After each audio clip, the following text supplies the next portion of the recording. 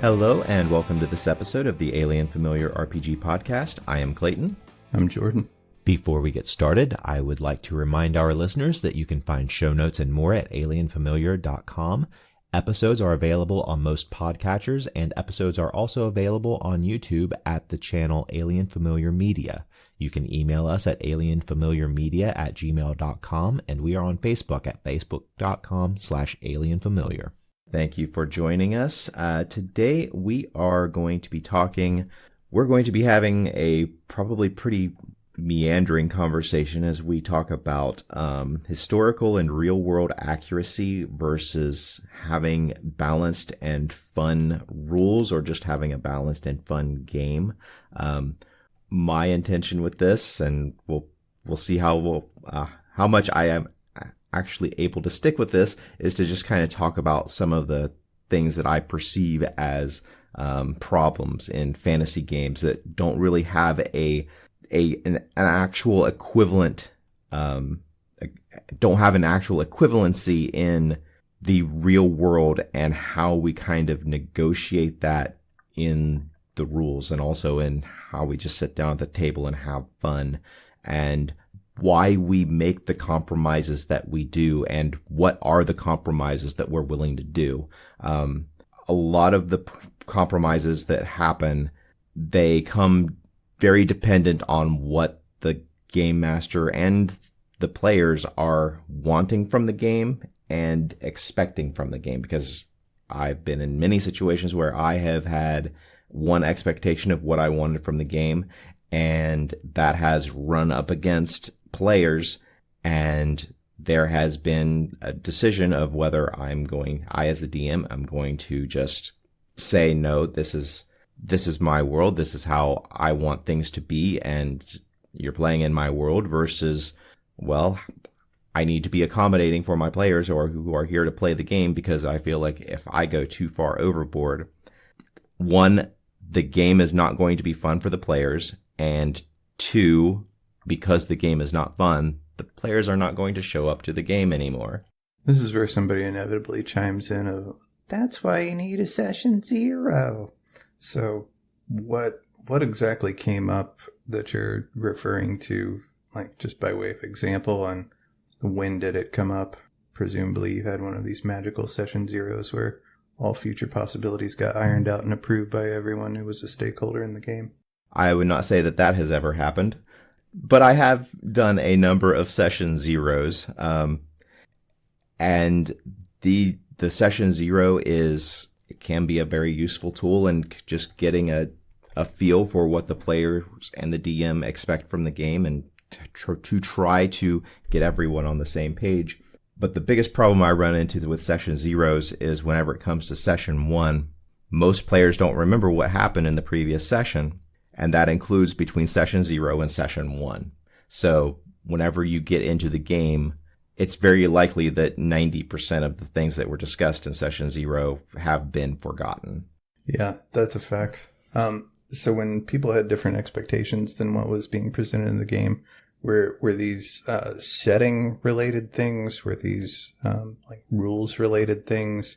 Was this stuff that they were wanting to do that were just anachronistic? Like, what exactly was the pain point here? For me, the pain point was conveying the world in the manner in which I wanted to present it. We all have so many shortcuts that we immediately go to, like whenever I'm in a game and I describe a chair, I don't go into great detail to describe the chair unless there is something very fucking important about the chair. So everybody has their mental conception of what that is, and when it comes to these more nebulous things, like the culture of a particular area, there's a lot more gray area. There's a lot more just fuzziness. There's not a concrete example that we all go to that is the same concrete example. Like if I describe a dining room chair, most of us are going to imagine the type, like basically the same thing, a wooden chair with 4 legs, a back that comes up relatively high, probably to the shoulders. Or either between the lower shoulders or the upper shoulders. That's the majority of chairs that exist out there in the world for dining room tables. But whenever I come to describing, okay, this is a medieval city, most people, and myself included, most of our conceptions of what a medieval city looks like is based on just pop culture of what we have seen before in a medieval city. And those are terribly inaccurate, not only in the way that they look, but also in the way that they function. My eyes were opened to this particularly whenever I started reading a series of books called Life in a Medieval City, Life in a Medieval Village, Life in a Medieval Castle. I read a series of books like that several years ago. And the way that these places operated is incredibly interesting, and there are a lot of ways that it can be fun to go into depth with this, but it's incumbent on the DM to be a teacher in those moments. So am I going to spend, and in not just a session 0, but like literally every session, like giving all of this very interesting information to me about what the world is like? Or are we going to sit down and play a game? Most people don't come to a game in order to get a history lecture. Yeah, that's true. And because of the shorthand that is kind of required to keep things from being a lecture, I think that's why designers usually will just default to some kind of like closely related sort of society that we all have maybe not an accurate view of, but yeah, some kind of touchstones. Everybody knows what we mean when we say feudal Europe, even if it's not exactly what feudal Europe was. Everybody knows when they talk about the horse barbarians coming from the steppe, they got an idea of what that is, because that's, deep in our cultural history. But yeah, I felt disoriented before in game settings that try to get really far away from those historical, like quasi-realistic touchstones and get into something like really alien. If I'm not already like deeply into the fandom of whatever the place is, everything just kind of seems bizarre, and I don't really have any anchor points with which to like interact with the world and things like that. Even when I'm just like reading through stuff, like Numenera comes to mind. It's just so bizarre. I'm like, I just don't know what I'm supposed to do in a place like that. And this happens in sci-fi too. Like Eclipse Phase was just like so weird. It's just like, what is it to even be a like normal person in a world like this, Yeah, and it's not just reading the books about it, it's also interpreting what the game master has taken from those books and is deciding to put into it. Because like your example of Eclipse Phase, that is an incredibly alien world, and the way our GM interpreted that world is very different from what I interpreted it whenever we sat down to play.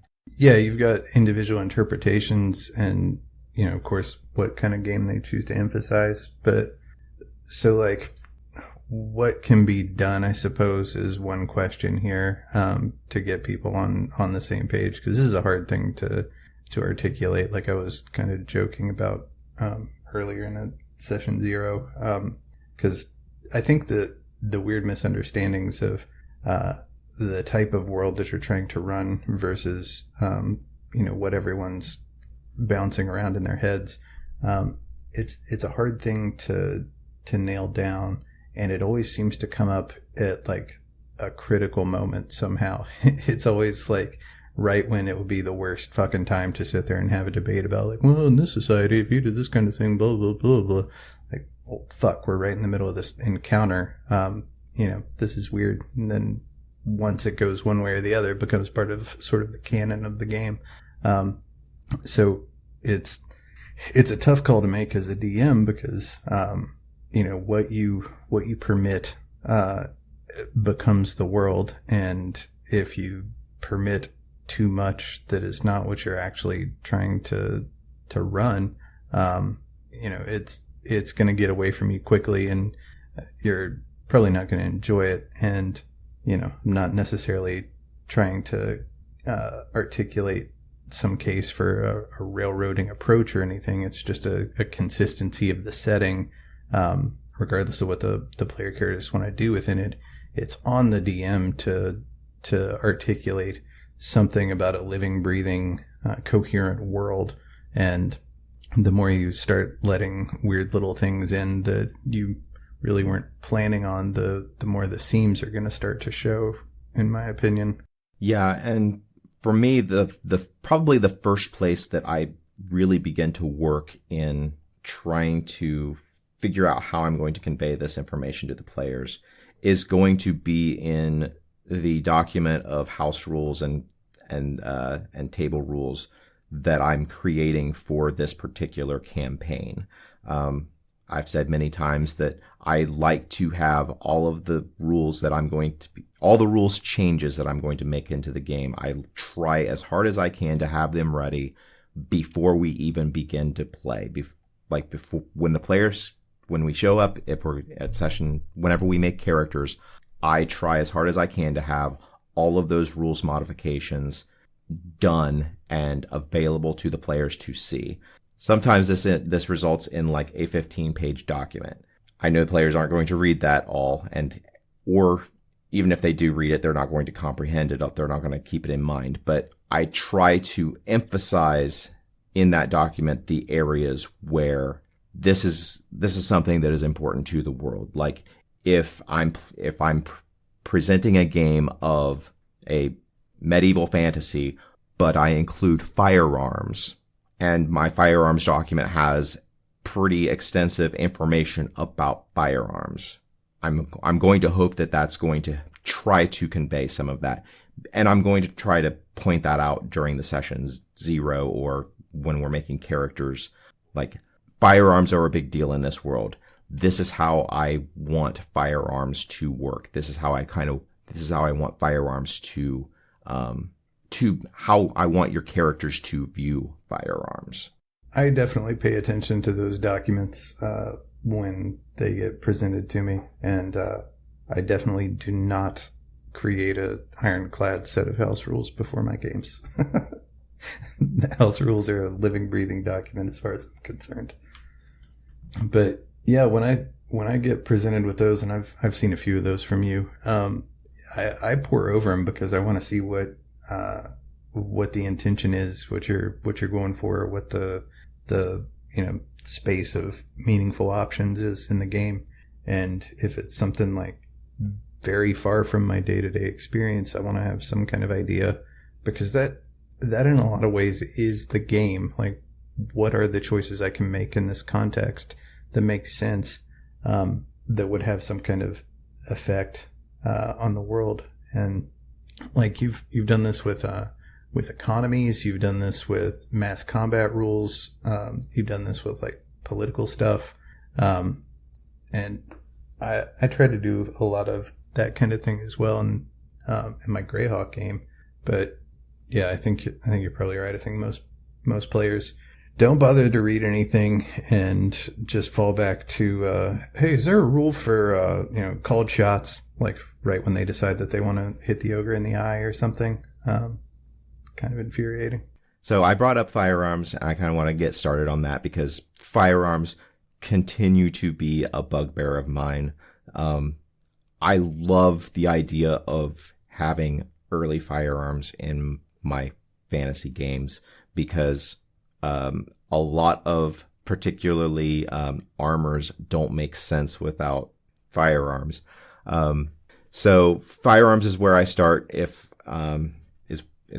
Is where I want to start with this dichotomy between going for some sort of realistic accuracy versus having balanced and fun rules. Because historically, the reason why guns became so prevalent on the battlefield is not because they are a great weapon, but because they are relatively simple and easy to train new people on their use. Like, Jordan, you've talked about before, like reading or watching the videos of like people who have learned how to like use medieval longbows and like just the musculature that is present and needed in order for them to effectively use the weapon. That type of thing is not there for firearms. You can teach a person in a day to use any firearm. Like militaries trained people in a day to use firearms. That is not possible with a bow. Yeah, and it's an extension of the crossbow. It's the same reason that the crossbow became so popular, but it's that taken to the next scale up of power. Yeah, and an early firearm is much less complex, much less mechanical than a crossbow. There are fewer things that can go wrong. You've just got a hollow tube that you put a bullet down into and touch fire to it, and the thing goes boom, rather than a crossbow, which has all this tension in it, and the ropes that are bound up and around it that could snap. The mechanical process of pulling it back, whether you can do it by hand or whether you have to have an actual winch in order to crank it back. There's so many failure points on a crossbow, and that's one of the reasons why firearms supplanted the crossbow and supplanted the longbow. And I cannot find a way to represent that in a game to where firearms being cool are going to be a weapon that players would ever choose to use, just because we've seen videos of people who are very proficient with a bow just fire off arrow after arrow after arrow in as fast a manner as can be, as described in the rules of D&D. Yeah, guns are an interesting one in medieval fantasy games. They were kind of there from the very beginning. If you look at Chainmail, on like the 4th page, there's 2 characters in one of the handful of illustrations in the whole book. It's a longbowman and an arquebuser. And what the guy's holding is just a big wooden pole with a tiny cannon on the end. I sometimes see these called handguns, like Gonne. But yeah, it's just a little like, match fired cannon thing, that you might have seen in, I don't know, 1300s, something like that. And a weapon like that is an odd choice for someone who's trying to participate in the typical adventure scenario of a D&D game. A squad of, 4 to 10 individuals in a tunnel fighting whatever comes along. That sort of weapon, in my mind, is closer to a siege weapon, because it takes forever to reload. It takes a lot of space. It's not the kind of thing that you just like swivel around in like a quick dynamic 360 combat. Like it helps if you got a stationary target and you have some cover that you can do your work in. And that's really true of the historical use of crossbows largely as well. There's a lot of hand waving that goes on in D&D about how the operation of a crossbow actually worked, and the times involved just for gameability. But it's interesting that right from the beginning, the question of gunpowder is there in D&D, like looking us right in the face, because the time period is that transitional point. It's like they've taken armor to the furthest extent that it can go with metallurgy and all that of the time. The fully plate decked knight is the apex of medieval battlefield combat, and then this new invention from the East comes along and completely wipes out the enormous amount of investment in gold, in time, and training, all of that supported this, mounted knight. And the rules in Chainmail are telling. For a arquebuser, it's got the ranges and all that kind of stuff, and tells you all that.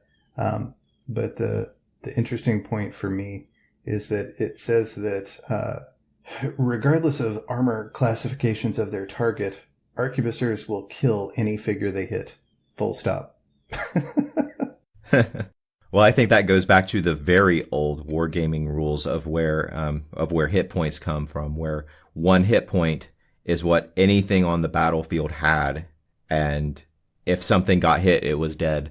Yeah, with chainmail, you've got the fantasy and heroic rules that kind of give people more chanceful hits simultaneously to kill somebody with those like ahistorical like fantasy battles. But yeah, I think it's interesting that there's early recognition that this is a lethal thing, and I feel like things like this should be treated a lot more like magic items, like wands or something like that, or like single use wands is kind of how I think about an arquebus in the D&D sense. But this chainmail game from Gary Gygax, when Gygax gets a chance to make his own fantasy setting, the world of Greyhawk, just a couple years after Chainmail comes out, a few years, he has just this kind of like narrative conceit that gunpowder just doesn't work. By edict of the gods or whatever, gunpowder technology simply does not work anywhere in Oath, in Greyhawk or the Flanace. Yeah, that example is also given in the second edition Planescape book as to why firearms don't work in Sigil. It's just edict of the gods, or the Lady of Pain. The edict of something powerful enough to lay down that edict. Yeah. I think it's interesting how these kinds of questions are reflected in the game system itself, because what the system will support will determine what makes sense to have happened and will happen in the setting, right? If you've got a game where your firearms roll something like equivalent damage of a crossbow or something, the entire history of firearms coming to dominate the battlefield doesn't make any sense at all. This is the problem that I had with a lot of the D20 era representation of firearms, that you're telling me that a handgun does roughly the same amount of damage as a short bow or something. Like, why? I don't know. Even if you make it, 3 times as much, okay, you're still having to shoot somebody, 18 times before they drop from just the ridiculous amount of hit point bloat that era of D20 had. So you get in this bizarre kind of situation where that a gun or whatever is supposed to be extremely lethal, but when you actually go to apply it as your action in game, the result is incredibly underwhelming. So you get this, this instant like breaking of suspension of disbelief. You're dropped out of it entirely. At least I am. And I'm like, oh, this is just stupid fucking game design. And I think when you get to that point as a player, that's when someone in the game design loop failed. Either it's the DM making a bad call, it's the designer just not knowing or caring about how things ought to work.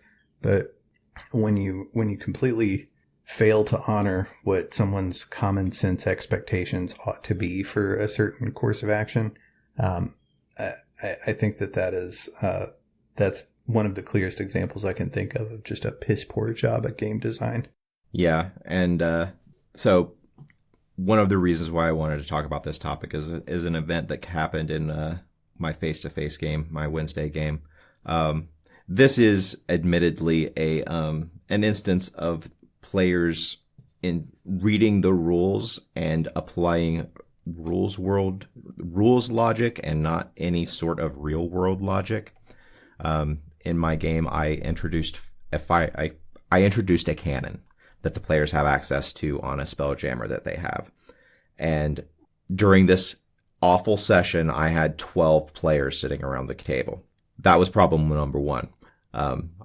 problem number 2 was the players had the idea, this is their first opportunity to use their firearm. They realize, oh, this firearm takes 3 actions to load or this cannon takes 3 actions to load and fire. What we all do is we form a circle around the cannon, and the first 3 characters to go in the initiative order, they run up, they do their action to load it, pull back, and fire.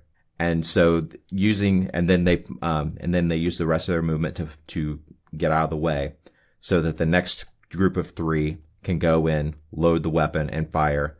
Pull back. The next group can go in, load it, and fire, so that we can fire 4 cannonballs each round. That sounds like it takes one woman 9 months to have a baby. Therefore, it takes 3 women 3 months to have one baby. Yes.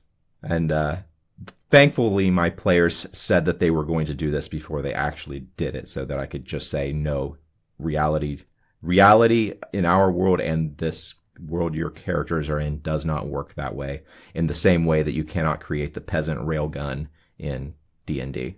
If you're not familiar with the peasant railgun is you line up as many peasants as you can possibly get to line up, and you have each one of them ready in action to pass an item that one of them could easily hold.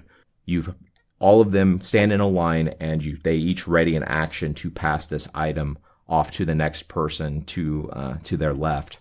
And in this way, you can create a railgun that can launch an object at incredible speed, just because of the physics of them all instantaneously passing this item from point A to point Z.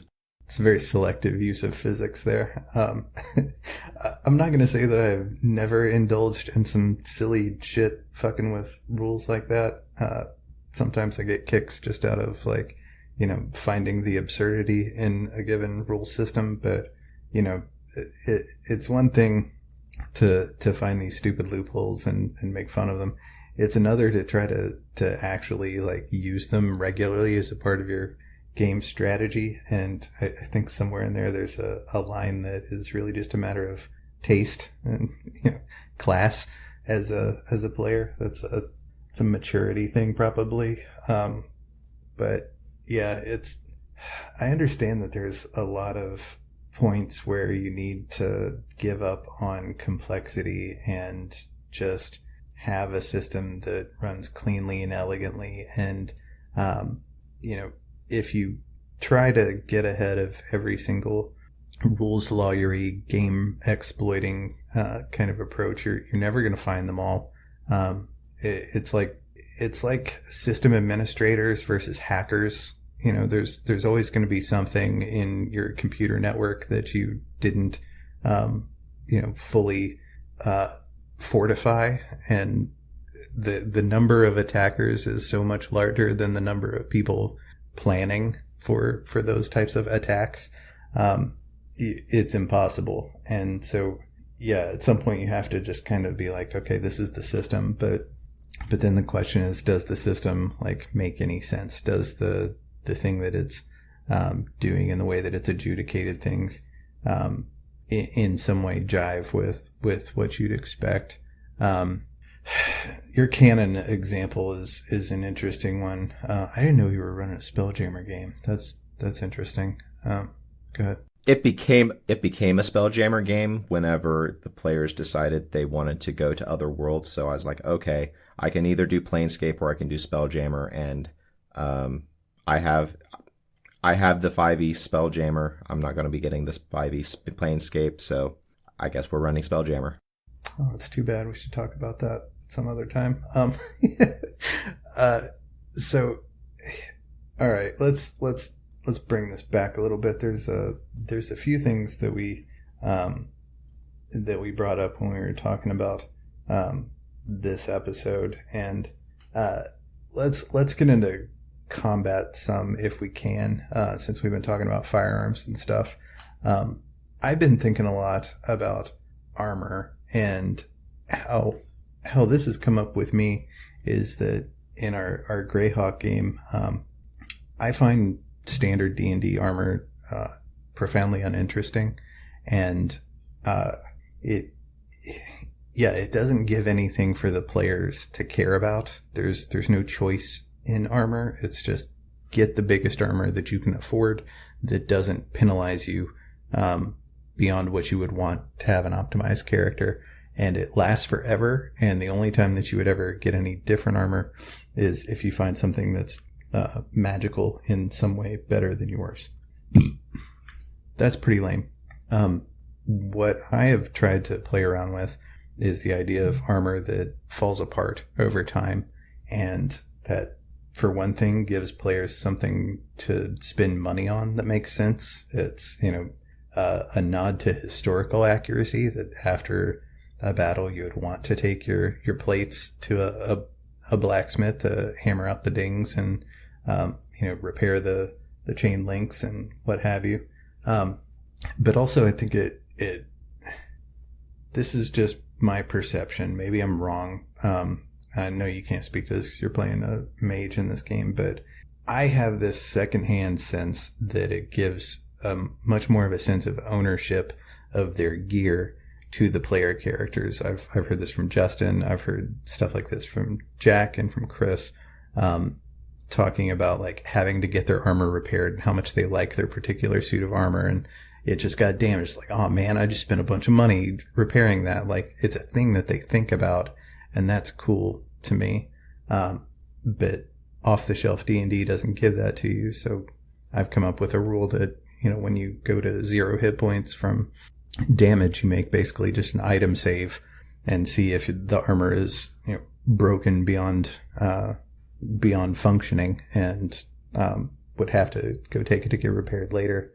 I'm playing around now with implementing something of a layered approach, since true medieval armor and European medieval armor was largely a 3-layer kind of thing of, your padding, be it a arming doublet or a gambeson, accaton, something like that, on your base layer, those kind of peasant armor. Then you'd have a shirt of mail, maybe depending, how much body coverage you'd have, it would be a mail layer. And then over top of that, you eventually had plates start getting implemented.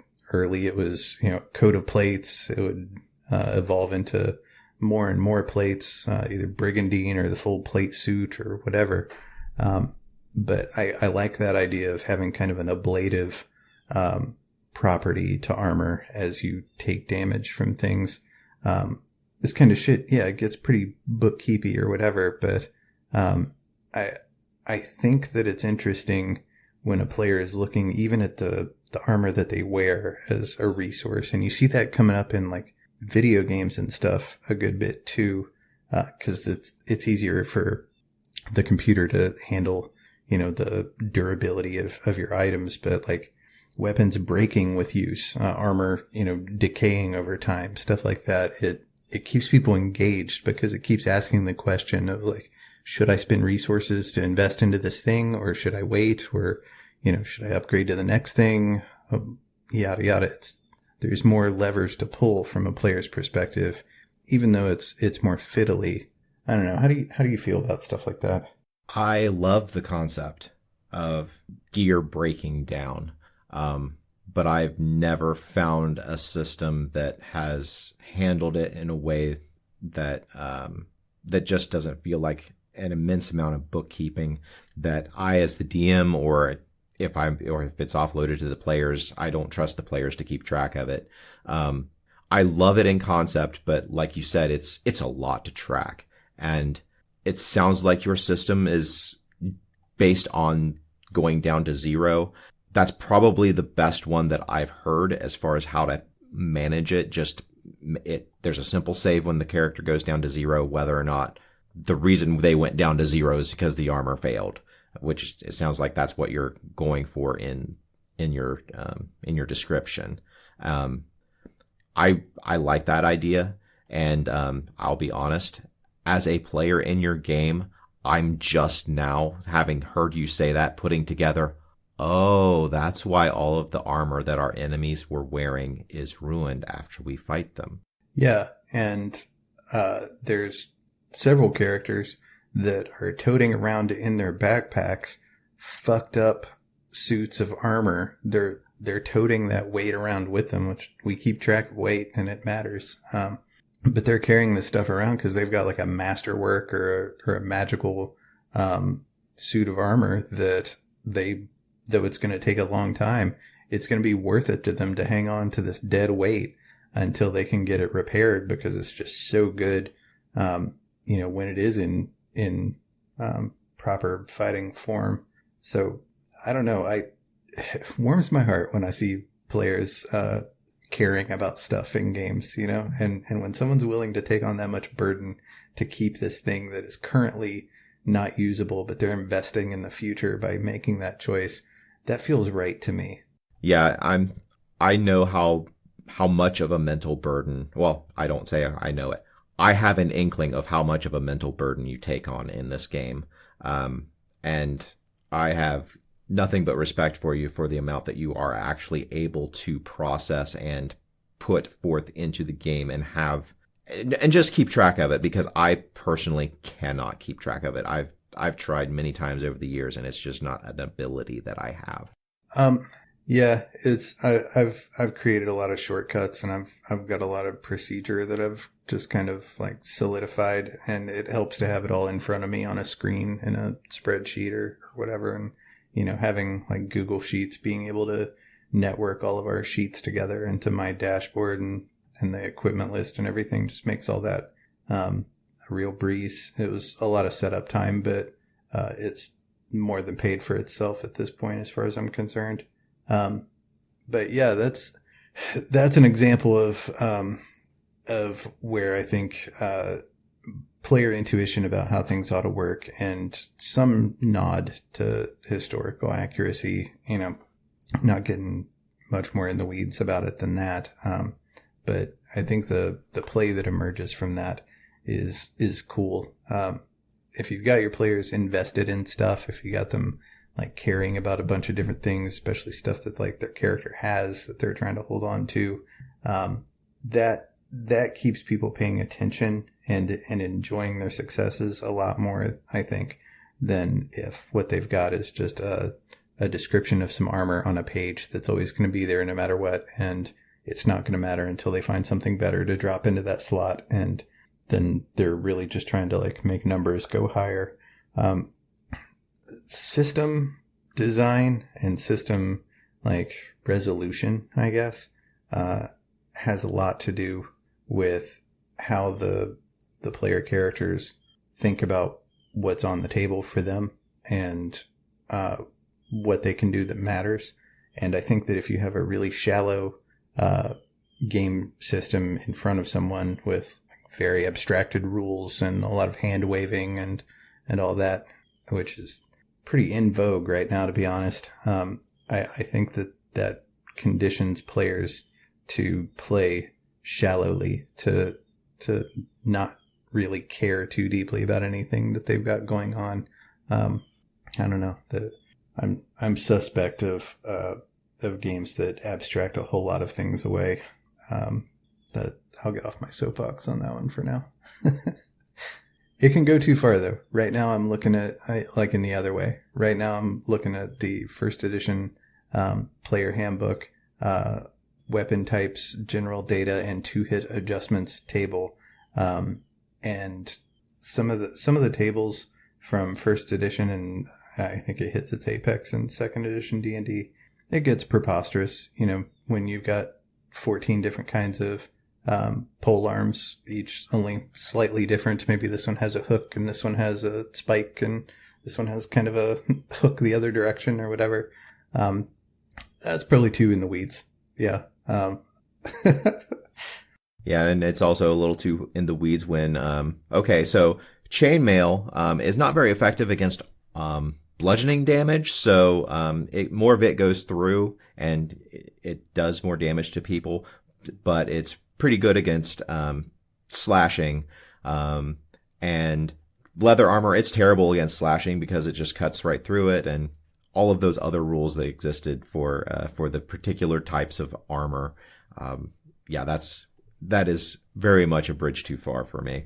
I tell you, if there's one thing that I could find a clean way to do as a table procedure in combat, it would be that, because I have so much sympathy for wanting that to be a factor, a tactical choice, because that happened. The entire evolution of medieval weapons is happening as a counterpoint to the evolution of armor. And when someone is in plate armor and you're swinging at them with a longsword, that's not a great weapon for that situation. You can try to get in between the plates or whatever, but you're going to be much better off if you have like a warhammer or something that's going to crush those plates in and make it hard for that fucker to breathe.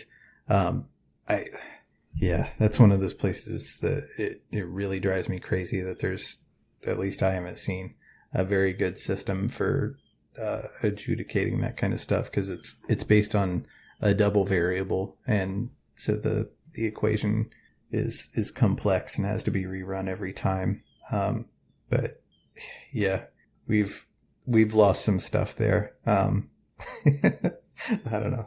I'll stop rambling about that. I think another thing that is worth mentioning here is how much of medieval combat equipment tactics was something that developed, of course, on the battlefield versus the context of in the tunnels that we play in. And I started talking about chainmail a little bit on here, and that's where all this comes from, is that, open field, Battle of Agincourt type of warfare. But for some reason, in D&D weapon lists to this day, you have the pike. When have you ever seen a solo player character pick up a pike? Why would they? It doesn't make any sense. Yeah, I don't think I've ever seen a player choose a pike. There's a lot of stuff like that. The heavy crossbow is certainly in that family of things. And you get into vehicles and stuff like that. There's a lot of this stuff. Like, who is it? Is it Shadiversity?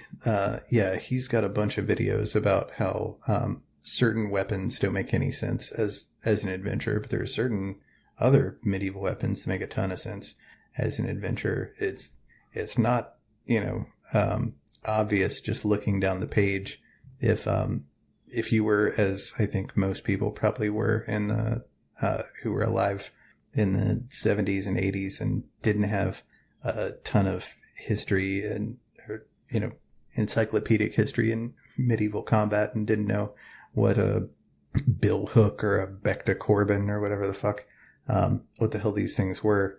You just go down the page and find the thing with the biggest dice, biggest damage dice number, and say, okay, I'm going to be using my, all pike or whatever it is that you selected. But all this equipment evolved as unit combat, as, infantry squares and things like that, on the battlefield. I don't know. Modern D&D and 5e, I think it's I guess less glaring, but in that, you've got pole arms that do exactly the same amount of damage and just have different names. And what's it matter if you pick a glaive or whatever the other thing is? One thing that's been interesting to see in the evolution of our Greyhawk game that has been going on for 2 years now, and we're approaching our 100th session this week, has been just kind of the parallel that I've seen of our tactics evolving, and it's our tactics in character have evolved, and they very much resemble the basically urban warfare tactics that like SWAT teams and stuff get trained in, like the way we breach a door, the way some people rush in and others cover and stuff like that. Talking about translating from the battlefield to the game table, like, it is something that makes a lot of sense whenever you stop and think about just why certain things happen, why certain tactics and why certain strategies evolve and why they work. And the why they work applies in a variety of situations. I've been so happy to watch that evolve over time. As you guys get better and better at doing this kind of stuff. That last troll tunnel encounter was pretty solid work. You didn't leave anybody guarding your ass, so that definitely was a mistake, and y'all paid for it. But or at least not a effective enough ass guard. But as far as actually like clearing the main room and handling the guy from the side tunnel, like you guys had your system down pretty solidly, and I was definitely pleased that you guys are starting to cohere on some tactics fairly naturally too. I don't remember a lot of like orders being barked. Maybe there was 1 or 2 points there, but mostly it seemed like people just sort of naturally knew where to be. Yeah, that's been something that has very slowly evolved. And this, unfortunately, we had a character death.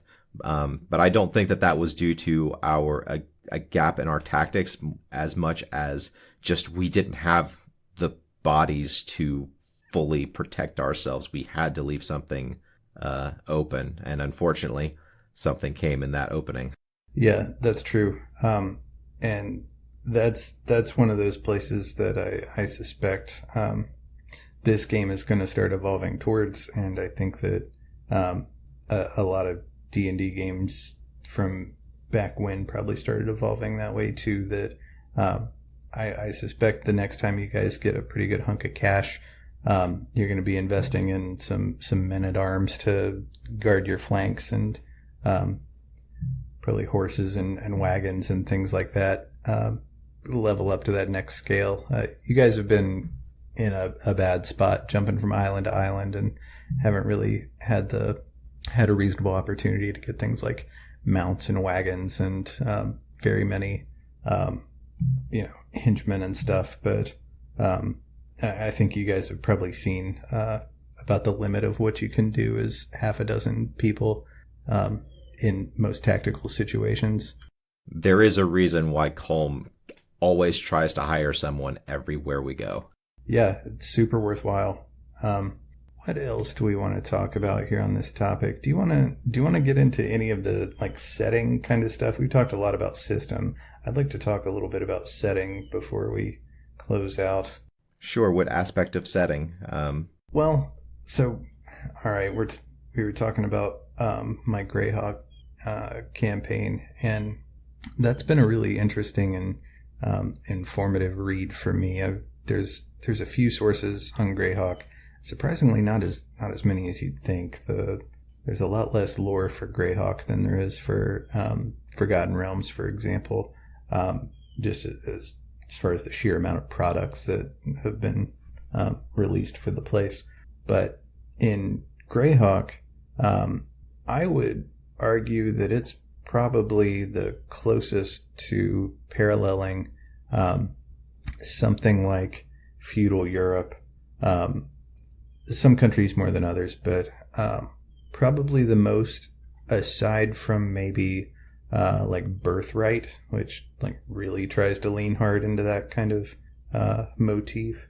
You guys haven't had much of a chance of really exploring a lot of that because we haven't really gotten into Greyhawk proper. We've been in Blackmoor and the Misty Isles, which is kind of a cut and paste job, but I think it'll be interesting to see how a very medieval European informed fantasy game setting plays with players that I think by and large are used to something much closer to a video gamey or Forgotten Realms kind of anything goes, like hodgepodge of fantasy tropes.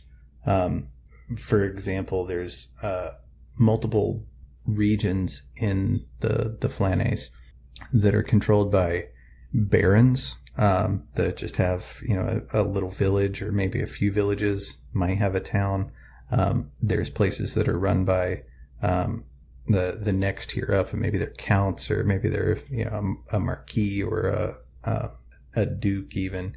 You've got large places that are completely controlled by some kind of noble somewhere in the hierarchy, but it's not a king. But that person has like pretty much, absolute authority over their tiny domain, whatever that might be. And they're in league with some of their neighbors. They more or less fall under some greater kingdom in some situations, like Kioland, one of the big nations to the south. It is a conglomeration of small domains that used to be an empire and is now something like a constitutional monarchy. Perrinland, where you guys are heading now, it's a bunch of different cantons that are all in this confederation together, under, a political structure, but like each one is sort of its own thing too. I'm struggling to think of maybe one or two places in the Flanace where you have the like vanilla standard absolute monarch king and then a bunch of people underneath that just kind of do their bidding. And so what that creates in the political play of the game is this multi-tiered, omnidirectional set of potentialities for political intrigue.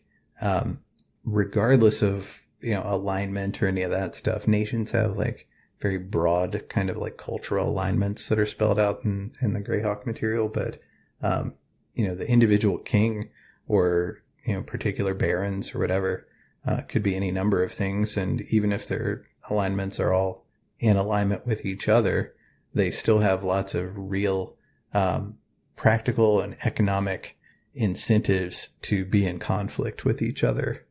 So I think that'll be interesting to see play out. One thing that you have been doing a very good job of basically creating, basically leading us into that is most of the places we've gone so far have, since we got into the current timeline or the current time frame of the campaign, is all of the areas we go to, they are very much separated from everything else around it. So you don't get the sense that, there is this big kingdom. There is this one small area. There is a local lord who has pretty much control over that area, but you could travel just a few days away, and there is an entirely different person who is in control there, in one way or another. And there's not a lot of interaction between them.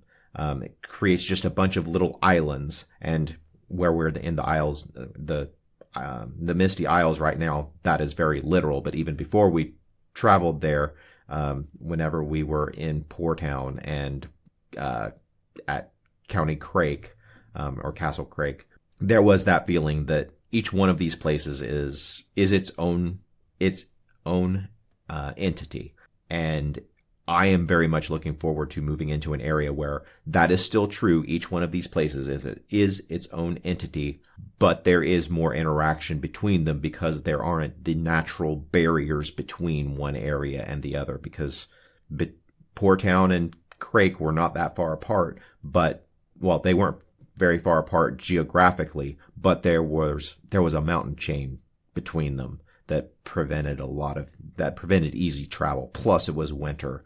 So there have always been these factors that have prevented very much interaction between one area and another to see how that actually plays out. I'm just very interested to actually be able to politically influence multiple areas at once, and yet each place still be its own political entity. Yeah, and like looking at Europe during the Middle Ages as our touchstone here, it was common for people to not go very far from their home village in their entire lives for a few different reasons. You had people that were bound to the land through serfdom or whatever, but also just travel was dangerous as fuck. You did not have, a guarantee of any kind that you were going to make it to the next town over. And that's in a world where the things that you're concerned about are brigands, wolves, things like that. Throw in dragons, throw in ogres and, giants and orc war bands and things like that.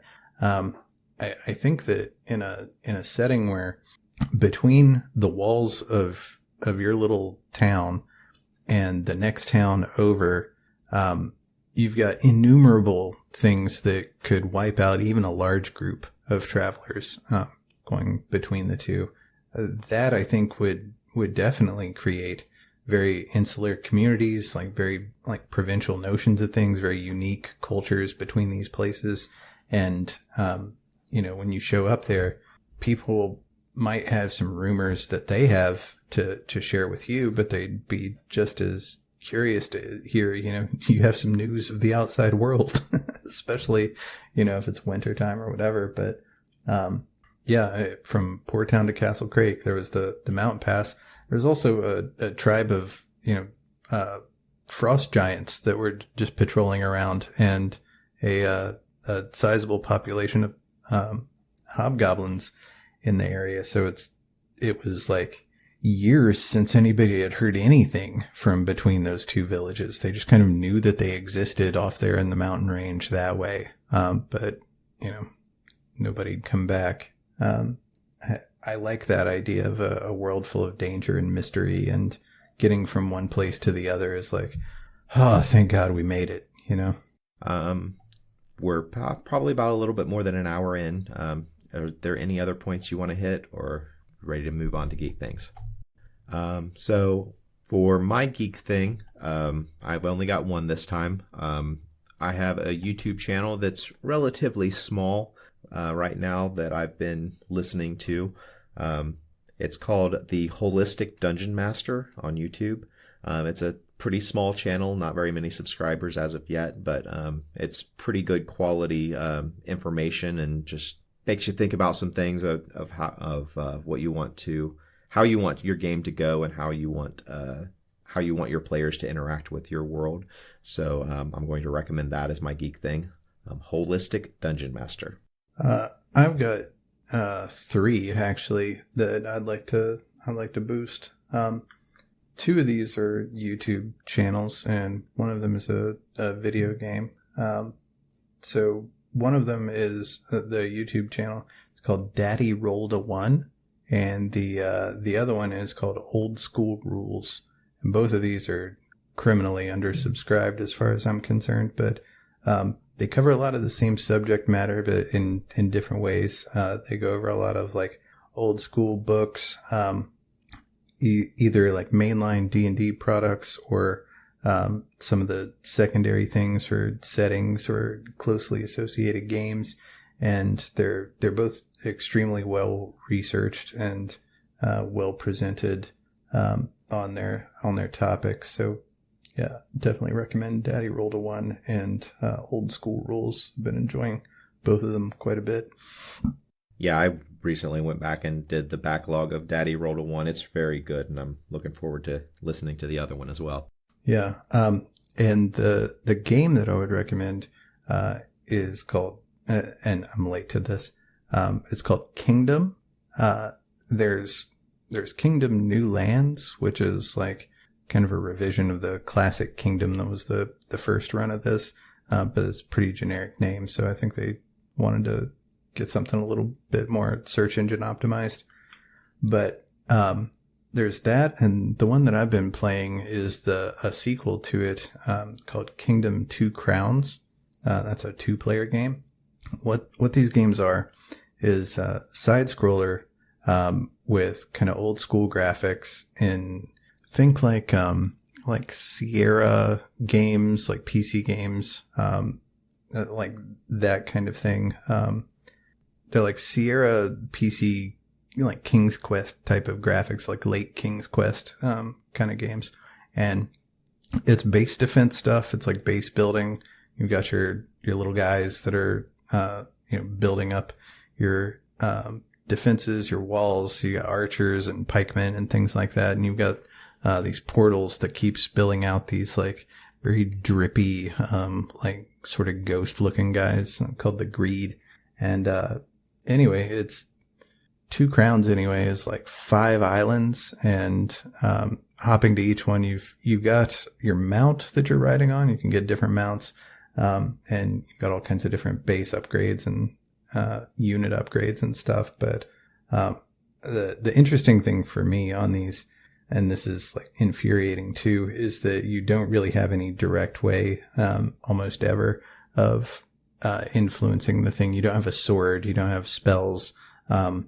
All you can really do is just invest in troops and like try to put stuff in certain places, and then just kind of like watch it unfold. But it's a fun, super addictive, like dopamine loop of like economic planning and like strategic planning. And if you've got a partner that you're looking for a good 2-player game, me and my girlfriend have been completely obsessed with this game over the last couple weeks. So yeah, Kingdom 2 Crowns, super sweet. It's like $5 on Steam or something.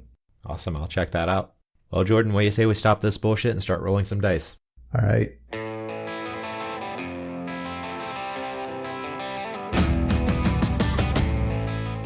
This has been a production of Alien Familiar Media. You can find past episodes and more at alienfamiliar.com. You can email us at alienfamiliarmedia@gmail.com.